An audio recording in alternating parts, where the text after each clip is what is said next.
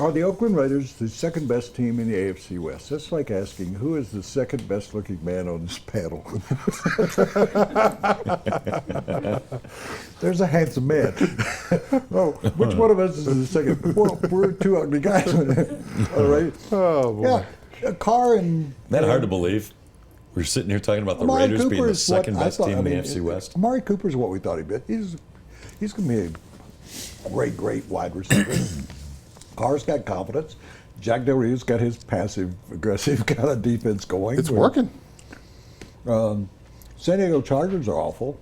Don't you think it's more a reflection on the Chiefs and the Chargers and the disappointing seasons they're having than on the Raiders? Well, the Raiders went into San Diego. You can't dismiss that. The Rubbers are coming off 500 yards, and you'd think the Chargers feel like, we got to win here to get back into it. Raiders beat them. They went into Cleveland. Cleveland's not good. They went in there. They won 2 road games. They did play a horrible game against the Broncos. They were in the game the whole time. I think it's a reasonable team that can win 6, 7 games. I mean, maybe. The Chiefs beat the Steelers with a third-string quarterback. So all the teams have talent. Again, I watched tape of all those teams in the preseason when I was doing my internship with the Seahawks. All of them are talented. The Chargers' issues mainly stem around injuries, which, particularly up front in the offensive line. Yeah, the two lines, both lines. Yeah, it's hard to play football without any front on either side of the ball.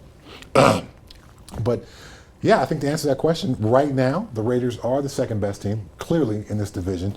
Some of it to not their own credit, some of it because, like I said, the Chargers have injuries and the Chiefs are struggling as well with Alex Smith. But you got to give Jack Del Rio credit.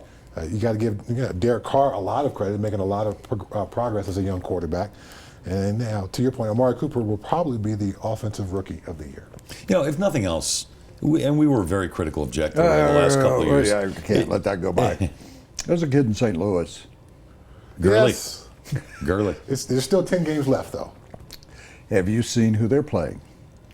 See, I do my research when you come on. The Rams, he's rushed for more than 125 yards, 3 consecutive games. Mm-hmm. Now that he's enrolled, he's healthy.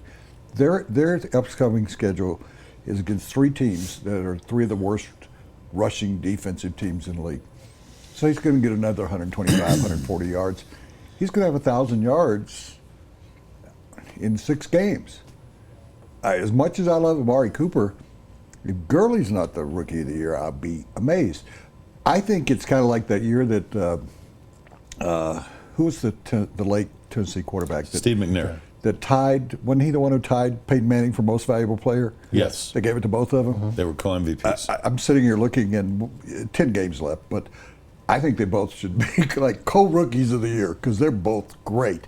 And the other kid that people are talking about, Diggs, who we saw play against Minnesota, that one of his teammates said he's a future Hall of Famer.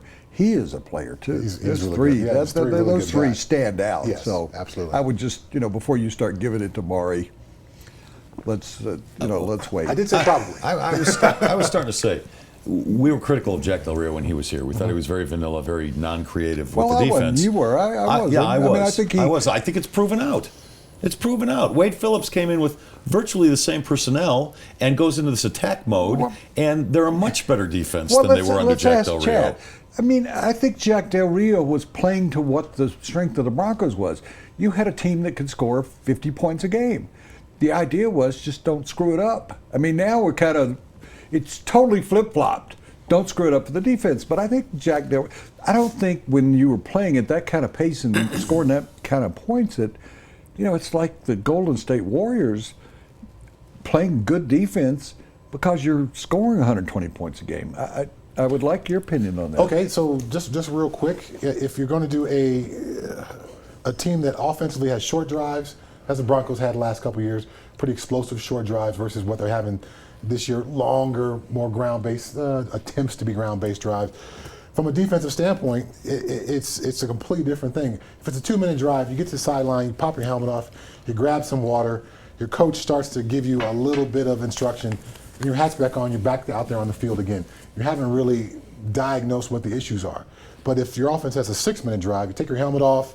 At that time, the coaches are on their headsets, they're talking up to the defensive coordinator or somebody up in the booth, giving them some information about what has just happened on the field. By that time, the plays have loaded into the tablets on the sidelines. So now we can see what has happened to us. Then the coaches can come up with a plan. Then they can communicate that plan to the players. So that simply by your offense having a longer drive makes you a more effective defense. And to what he's saying, you call your defenses in concert with the offense. If you're not going to go out there and score a lot of points offensively, we need to be great defensively. This team was great in the past couple of years offensively. We don't have to be great defensively. We just have to not screw it up, is what he said. That's all. I mean, they were great against the run defense under Jack Del Rio. But I think Wade Phillips is the biggest addition to the Broncos this year, and I think his style. John Elway wanted them to attack more last year. He felt he had given Jack Del Rio the right talent to go on the attack on defense. And if the running game couldn't take the pressure off Elway, the defense could, or off Manning, the defense could take some of the pressure off Manning. And Jack Del Rio refused to do that.